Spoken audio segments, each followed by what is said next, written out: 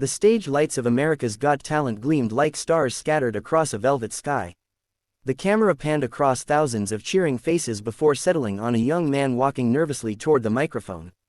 He was slender, perhaps in his early 20s, wearing a neatly pressed white shirt and black pants that looked a size too big. In his trembling hands, he clutched an old guitar. The wood faded, the strings slightly rusted, yet it looked like something sacred. The judges' table glowed under the soft spotlights. Simon Cowell leaned forward, expression unreadable. Heidi Klum smiled warmly. Howie Mandel gave a playful wave.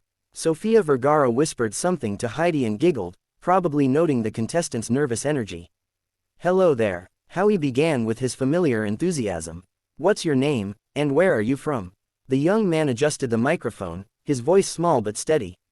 "My name is Rafael Cruz, sir. I'm from Cebu City, Philippines." The crowd erupted instantly. A ripple of cheers and whistles filled the air. The Filipino flag scattered throughout the audience waved proudly. Simon arched an eyebrow. "All the way from the Philippines. That's quite the journey." "Yes, sir," Rafael said, smiling shyly. "It's been my dream since I was a little boy to sing here, on this stage." Heidi asked gently, "What do you do back home?" "I work in a small diner," Rafael replied. "I wash dishes during the day, and at night I sing for customers. My boss lets me sing sometimes when it's not busy." The audience let out an affectionate, "Ah." Simon tilted his head slightly, his curiosity piqued. "And what will you be performing for us tonight?" Rafael hesitated. "I'll be singing an Elvis Presley song, sir. Can't help falling in love." Simon's lips curled into a faint smirk. "A bold choice. You do realize, if you're going to sing Elvis, you'd better be good." Rafael nodded humbly. "Yes, sir. I'll do my best." A hush fell over the theater as the lights dimmed. The sound crew adjusted the microphone. Somewhere backstage, the host Terry Crews clasped his hands, whispering, "Come on, man. You got this." Rafael closed his eyes. His fingers brushed against the old guitar, and a soft, soulful melody flowed through the hall. His voice began as a whisper, pure, tender, fragile, and yet, within seconds, it bloomed into something extraordinary. "Wise men say, only fools rush in." The first line sent a visible shiver through the audience. His tone wasn't just an imitation of Elvis, it was something deeper. There was warmth, vulnerability, and a sincerity that made the lyrics feel alive again.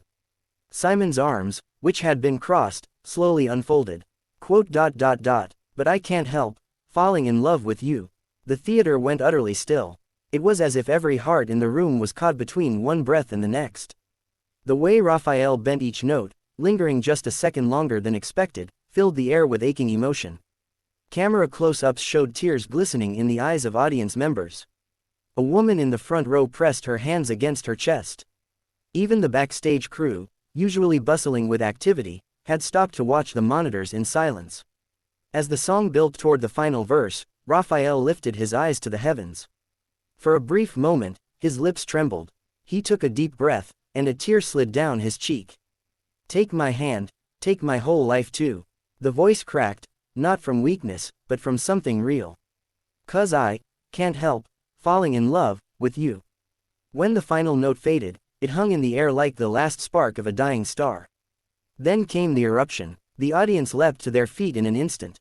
The cheers were deafening, a wall of sound that rolled through the theater. Like thunder, people screamed, clapped, and whistled.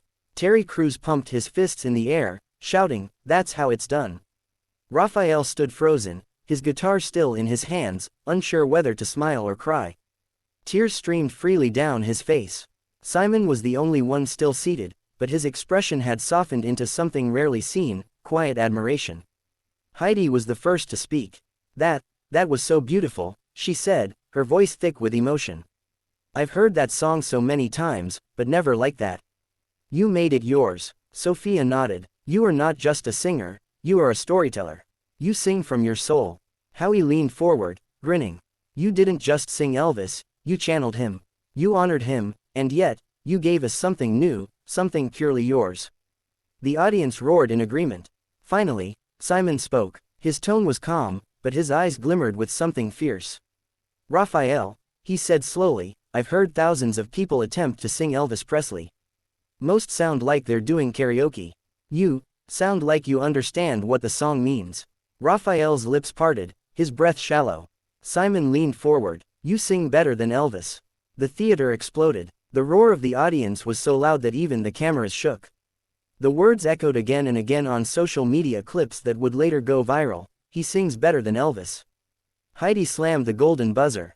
Gold confetti rained down in a dazzling storm as Rafael covered his face, dropping to his knees in disbelief. Terry Crews ran onto the stage and lifted him in a bear hug. The judges stood and clapped as the confetti glistened around them. Simon, smiling for perhaps the first time that night, mouthed, "Well done." Backstage, after the celebration had quieted, Rafael sat in the corner, still trembling. His guitar lay across his lap. A crew member handed him a tissue, and he wiped his tears silently. Terry approached, kneeling beside him. "You okay, brother?" Rafael nodded weakly. I can't believe it. I never thought I'd come this far." Terry smiled warmly. "You earned it. You didn't just sing, you told your truth." Rafael took a shaky breath and looked down at his guitar. "This guitar belonged to my father," he said quietly. "He used to sing Elvis songs to my mom every night before she got sick. When she passed, he stopped singing. Then he passed away 2 years later. Before he died, he told me, 'Son, promise me you'll sing our songs one day where the whole world can hear you.'" He looked up, eyes glistening. "Tonight, I think he heard me." Terry's eyes welled up. He clapped Rafael on the shoulder. "He definitely did, man. The whole world did." The next morning, Rafael's performance dominated the internet. The video hit 1 million views in under 3 hours, climbing faster than any other audition that season. Comments flooded in. "Greater than, this gave me chills. His voice carries the soul of Elvis in the heart of the Philippines. Simon said he sings better than Elvis, and he's right. I don't know why I'm crying. This felt holy." Within days, every major outlet ran the story. Filipino Elvis shocks the world, from dishwasher to golden buzzer star, the voice that made Simon cry. But fame was never Rafael's goal. When reporters asked how it felt to become a global sensation, he always answered the same way, "I'm just singing for my parents." When he returned for the live shows, the pressure was enormous. The world was watching. Fans across continents tuned in, waving flags, cheering his name. Simon, though impressed, warned him backstage, "Rafael, you've already had a moment that people will never forget. Tonight, you need to show growth. Don't just be the Elvis guy. Be you." Rafael nodded, taking the words to heart. That night, under the vast glow of stage lights, he performed an original song titled, "Home Again." It was a slow, haunting melody inspired by the lullabies his mother used to hum. The lyrics spoke of longing, of oceans crossed and dreams reborn, of a son still searching for the voices of those he lost. The theater was silent throughout, not a cough, not a whisper, only the trembling, golden sound of Rafael's voice.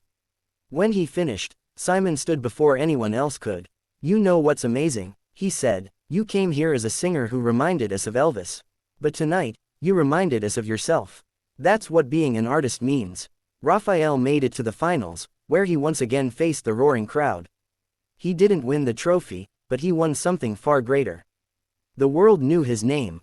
Months later, Rafael stood on the same diner floor where his journey had begun. The new owner had turned the place into a mini tourist spot. Pictures of Rafael's golden buzzer moment hung proudly on the wall. One afternoon, a small Filipino boy entered the diner, clutching a toy guitar.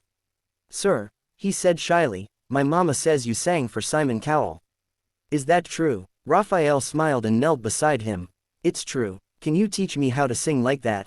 the boy asked, eyes wide with wonder. Rafael chuckled softly. "I can teach you something better. I can teach you to sing like you."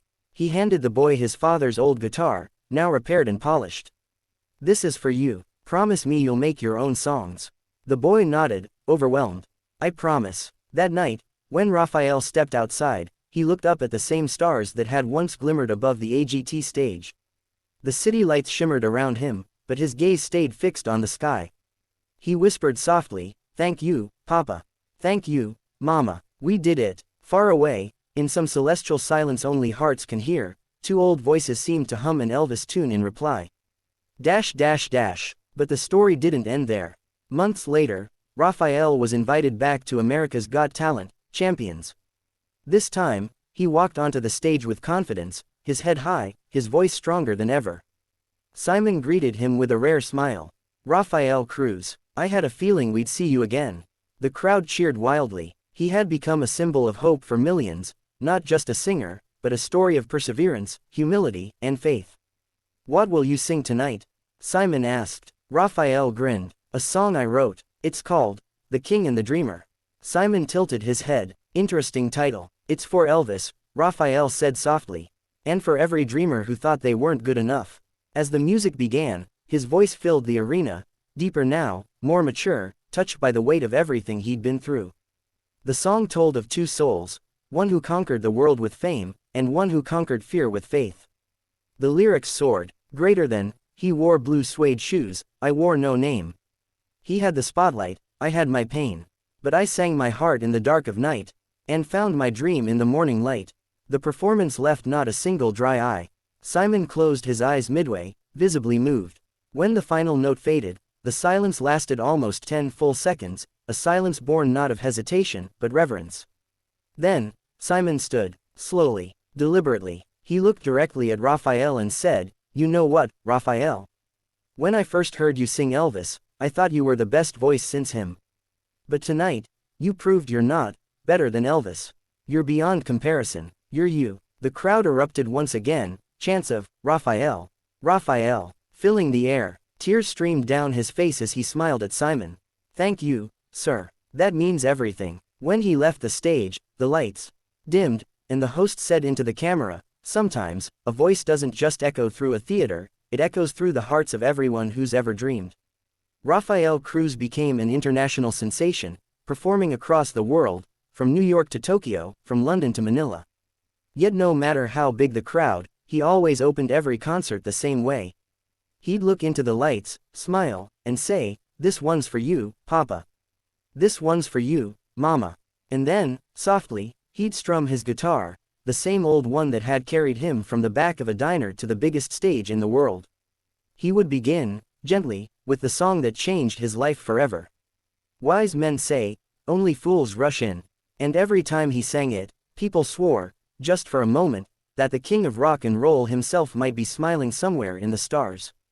Because Rafael Cruz, the boy from Cebu, hadn't just sung like Elvis. He had sung for love. And love, truly, never dies.